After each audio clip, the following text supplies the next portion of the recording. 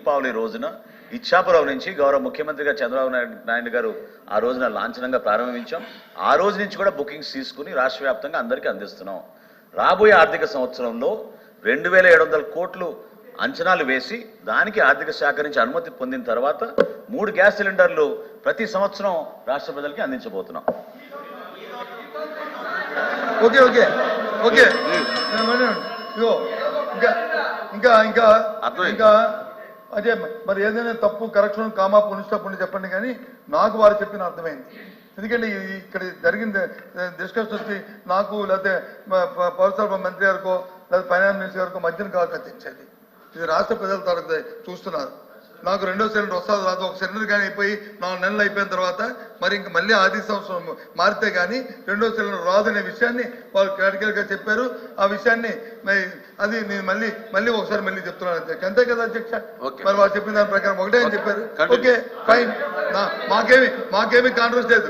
మీరు ఇచ్చిన వాగ్దానాల్ని సూపర్ 6ని నిలబడి చెప్పండి ఒకటే ఒకటి క్లారిటీ, మా మంత్రి గారు చెప్పిన దాంట్లో మీరు ఒకటి మిస్ అయ్యారు. ప్రతి 4 నెలలకి ఒక సిలిండర్ అనేటువంటిది ఓవరాల్ పిక్చర్ లో 3 గ్యాస్ సిలిండర్లోని. అది కూడా కారణం ఏంటంటే యావరేజ్ కన్జంప్షన్ ని తీసుకున్నప్పుడు పేద మధ్య తరగతి వాళ్ళు 2.5 నెలల నుంచి 3 నెలల్లో ఒక సిలిండర్ కన్జ్యూమ్ చేస్తున్నారు అన్న దాని ప్రాతిపదికగా ఆ నిర్ణయం తీసుకోవడం జరిగింది. దాని ప్రకారం ఏంటంటే అధ్యక్ష, సపోజ్ సమ్ ఎక్స్పర్సన్ ఏదైతే దీపావళి మన్నాడు వారు బుక్ చేసుకున్నారో, వారు చెప్పిన లెక్క 30 లక్షల మంది 40 లక్షల మందో 1 కోటి మంది బుక్ చేసుకున్నారో, వాళ్ళు 4 నెలల తర్వాత ఇది వాడకమైన తర్వాత మళ్ళీ వారు పెట్టుకోవచ్చు. పెట్టుకుంటే ఇస్తామనేది వారు చెప్తుంది. వీరు చెప్తుంది ఏంటంటే వచ్చే ఆర్థిక సంవత్సరం వరకు ఇదే అని చెప్పి వీరు చెప్తున్నారు. తర్వాత 4 సంవత్సరాల తర్వాత ఇద్దరులో ఎవరు కన్ఫ్యూజ్ మీ ఇద్దరు క్లారిఫై చేయండి. నాకు లేదు కన్ఫ్యూజ్, మీరు చేయండి. లేదా మాట్లాడేస్తారు, లేదా మాట్లాడతాను.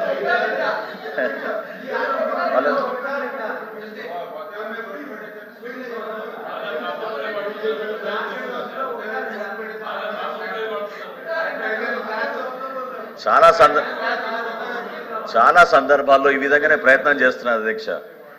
నేను మరొకసారి తమరి ద్వారా గౌరవ సభ్యులకు రాష్ట్ర ప్రజలకి చాలా స్పష్టంగా మా ప్రభుత్వం నుంచి మీకు అందించే సమాచారం ఏంటంటే మార్చి 31, 2025 లోపు ఎవరైనా సరే మన రాష్ట్రంలో ఎవరికైతే గ్యాస్ కనెక్షన్ ఉందో, ఎవరికైతే ఆధార్ కార్డు ఉందో, ఎవరికైతే రైస్ కార్డు ఉందో వాళ్ళకి ఇదే మా అర్హత ప్రమాణం మనకు అందించడం జరిగిన సమాచారం. దాని ప్రకారంగా ఖచ్చితంగా రాష్ట్ర వ్యాప్తంగా మేము ఈ పథకాన్ని ఇంప్లిమెంట్ చేస్తాం అధ్యక్ష. అయితే గ్యాస్ కంపెనీస్ కూడా మాతో జరిగిన చర్చలో చెప్పింది ఏంటంటే ఎంటీ గ్యాస్ సిలిండర్ వస్తేనే కొత్త సిలిండర్ ఇవ్వగలుగుతారు అధ్యక్ష. సో రోజుకి కనీసం 2.5 నుంచి 3 లక్షల వరకు వాళ్ళు సరఫరా చేయగలుగుతారు, అందుకని ఎక్కువ చేయలేరు. కాబట్టి 4 నెలలు వ్యవధి పెట్టి పాకెట్స్గా మేము దాన్ని డివైడ్ చేసి సంవత్సరానికి 3 గ్యాస్ సిలిండర్లు ఇవ్వడం అనేది దీపం పథకం 2లో చాలా స్పష్టంగా ప్రజలకు తెలియజేస్తున్నాం అధ్యక్ష. ఈ సంవత్సరం వాళ్ళు డిఫరెన్స్ ఏంటంటే ఆర్థిక సంవత్సరం గురించి చెప్తున్నారు, చాలా క్లియర్గా మరొకసారి చెప్తున్నాను. దీపం పథకం ఎప్పుడైతే దీపాల రోజు ప్రారంభించామో మార్చి 31, 2025 లోపు ఎవరైనా సరే మన రాష్ట్రంలో వారి మొదటి గ్యాస్ సిలిండర్ ఆ రోజున వాళ్ళు తీసుకోవచ్చు. సెకండ్ ఫేజ్లో అంటే April 1 రాబోయే ఆర్థిక సంవత్సరం నుంచి సంవత్సరానికి 3 గ్యాస్ సిలిండర్లు రాష్ట్ర వ్యాప్తంగా అమలు అవుతుంది. అది కాదండి, మీరు చెప్పిన దానికి ఫైనాన్స్ మినిస్టర్ చెప్పిన దానికి తేడా డిఫరెన్స్ కనిపిస్తుంది. అలా కాదండి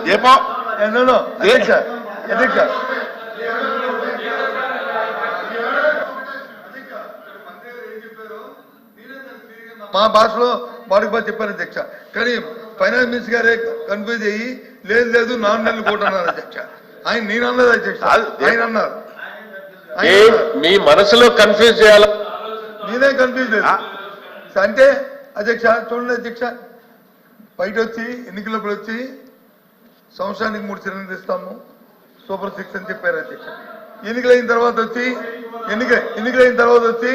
వచ్చే ఆర్థిక సంవత్సరం మళ్ళీ April 1 వరకు కూడా ఈ 1 సిలిండర్తోనే మీరు సరిపెట్టుకోండి అని చెప్తున్నారు అధ్యక్ష. ఇది ఓ సామెత ఉందా అధ్యక్ష? మా దగ్గర లేదు కానీ రాయలసీమలో సామెతది. రాయలసీమ ఏట్లో వెళ్తే వచ్చి ఏటి మల్లప్ప ఏటి దాటిపోతే వచ్చి పోరా బోడి మల్లప్ప అన్నారు. అది ఆర్థిక మంత్రి గారు బాగా తెలుసు సామెత. అది ఉంది అధ్యక్ష. అది ఏంటి అధ్యక్ష? అది సరే సరే సరే సరే ఇదే ప్రజలు చూస్తున్నారు, దీనికి కాపీ ఇచ్చారు, చాలా సంతోషం. ఏప్రిల్ వరకు కూడా ఇది అన్నారు అధ్యక్ష. ఇకపోతే please please please sir continue చేయండి. మేము వద్దలేదండి sir, we are not English, we are not differ. మేము డిఫర్ అవ్వట్లేదు. ప్రభుత్వం తాలూకు ఉద్దేశాన్ని, ప్రభుత్వ తాలూకు ఆలోచనని, ప్రభుత్వ తాలూకు విధానాన్ని ప్రజలకు చెప్పని క్లారిటీతో ప్రజలకు చెప్పని అడుగుతాం తప్ప మీ విధానంలో సారీ అధ్యక్ష లేదు. సారీ అధ్యక్ష, కన్సల్ట్ కాదు. సారీ కూర్చోండి. వారి కన్సర్న్ మినిస్టర్ ఇది ఇంటర్ప్రిషన్ ఒప్పుకోండి సార్. సార్ ఇది ఇంటర్ప్రిషన్ ఒప్పుకోండి సార్. మంత్రి గారు కూర్చోండి. Sorry sir. ఫైనాన్స్ మినిస్టర్ గారు ఉన్నారు, కన్సర్న్ మినిస్టర్ గారు ఉన్నారు. అధ్యక్ష sorry sir, please continue. Concern minister మాట్లాడారు, ఓకే కూర్చున్నాం గౌరవంగా, అంతేగాని అందరూ మాట్లాడతారంటే సంబంధం అది. ఎందుకు చెప్తానంటే అధ్యక్ష, అప్పులు అని చెప్పి ప్రజల్లో మభ్యపెట్టి వాళ్ళ ట్రాన్స్ఫర్స్లో తీసుకెళ్ళిపోయి వాళ్ళకున్న ఇది ప్రచార మాధ్యమాలతో చెప్తున్నారు అధ్యక్ష. ఇగో చూడండి అధ్యక్ష, మీరు ఇచ్చే మా ఆర్థిక మంత్రి గారు ఇచ్చింది సీటే కదా సార్ అధ్యక్ష. ఈ రాష్ట్రం ఏర్పాటైన తర్వాత ఏది 2000 బైఫర్కేషన్ తర్వాత వచ్చిన తర్వాత 1,18,000 కోట్లు వచ్చి బైఫర్కేషన్ మనకు అప్పు వచ్చింది అధ్యక్ష. మనకి దాంతోపాటు గవర్నమెంట్ గ్యారెంటీస్తో కలిపి ఇంకో 14,000 కోట్లు అధ్యక్ష. అంటే 1,32,000 కోట్ల 79 కోట్లు 1,32,079 కోట్లు అధ్యక్ష. చంద్రబాబు నాయుడు గారు చార్జ్ తీసుకొని వచ్చాం.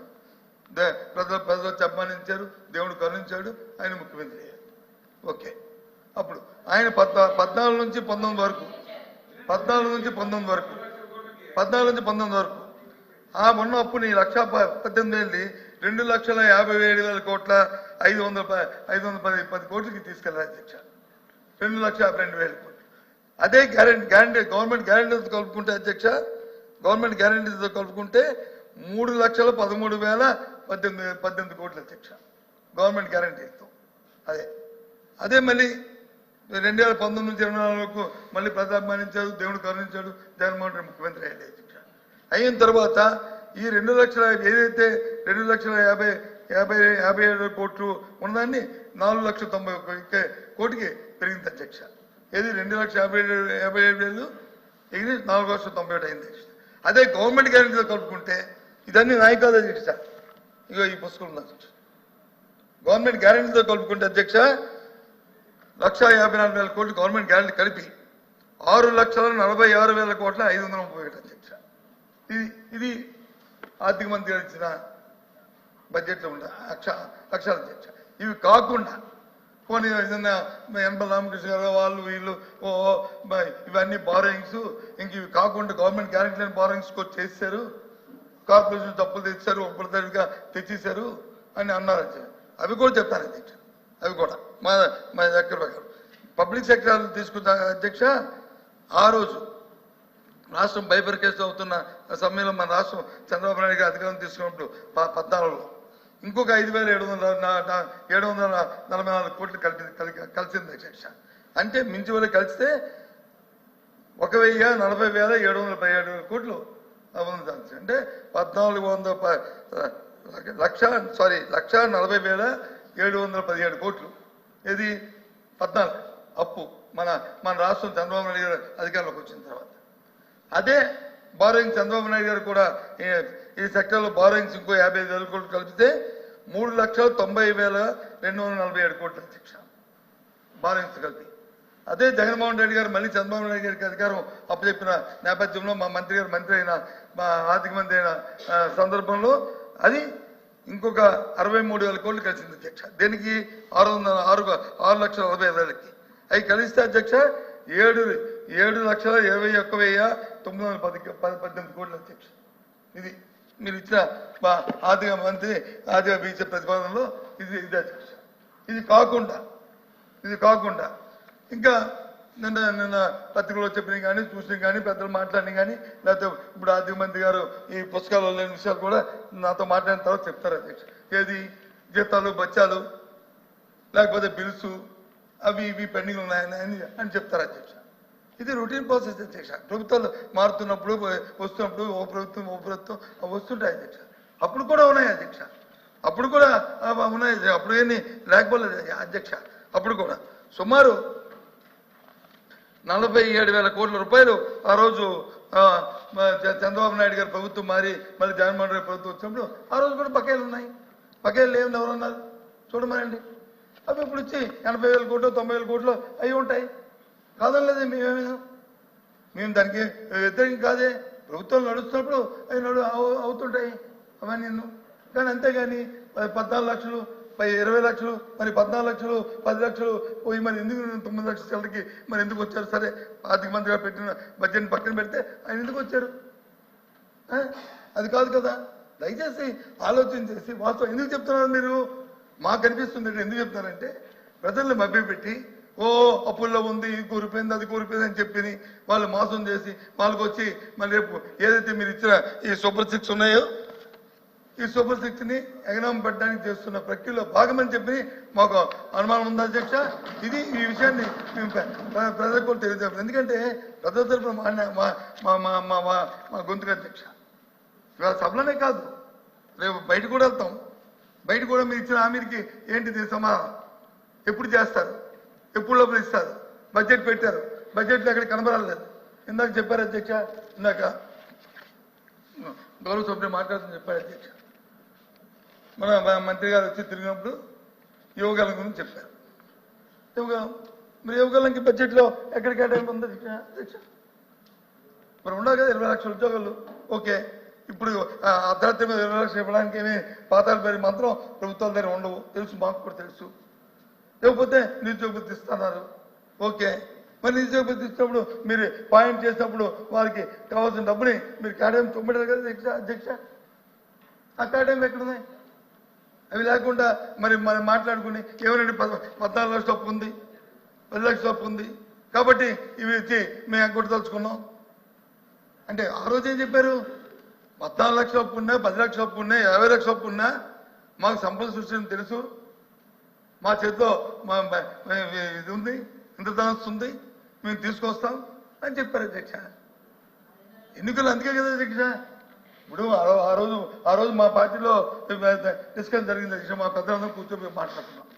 ఏదైనా ఒకటి పెడితే బాగుందంటే ఇప్పుడు ఆర్థిక పరిస్థితి ప్రకారం ఏది పెట్టినా సరే మనం దాన్ని చేయలేము, దాన్ని అమలు జరపలేము.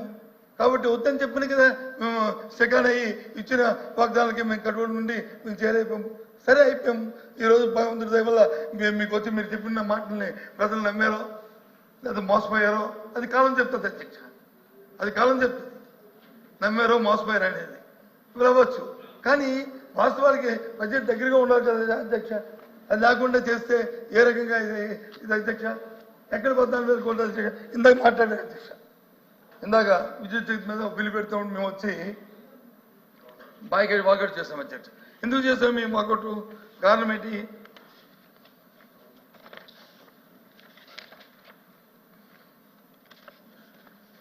విద్యుత్ రంగానికి ఏ ప్రభుత్వాలు ఉన్నప్పుడు ప్రథమ భారం పడకంట ఆ ప్రభుత్వాలు వచ్చి ఆదుకోవడం అనేది, డిస్కామ్లు ఆదుకోవడం అనేది సహజంగా వస్తున్న పరిణామం అధ్యక్ష. అంటే ప్రజల మీద భారం వేసడానికి విద్యుత్ ఛార్జ్ పెంచడమో లేదా టోప్ ఛార్జ్ వేసడమో లేదా ఇంకోటి చేయడమో ఎవరైనా చేయొచ్చు. ప్రజా అధికారులు ఇచ్చారు కాబట్టి 5 సంవత్సరాల్లో మన ఇష్టం, మన చేతిలో మ్యాండేట్ ఉంది కాబట్టి మన ఇష్టం, రాజ్యాంగంలో మనకి హక్కులు పొందిపోతాయి కాబట్టి మన ఇష్టం.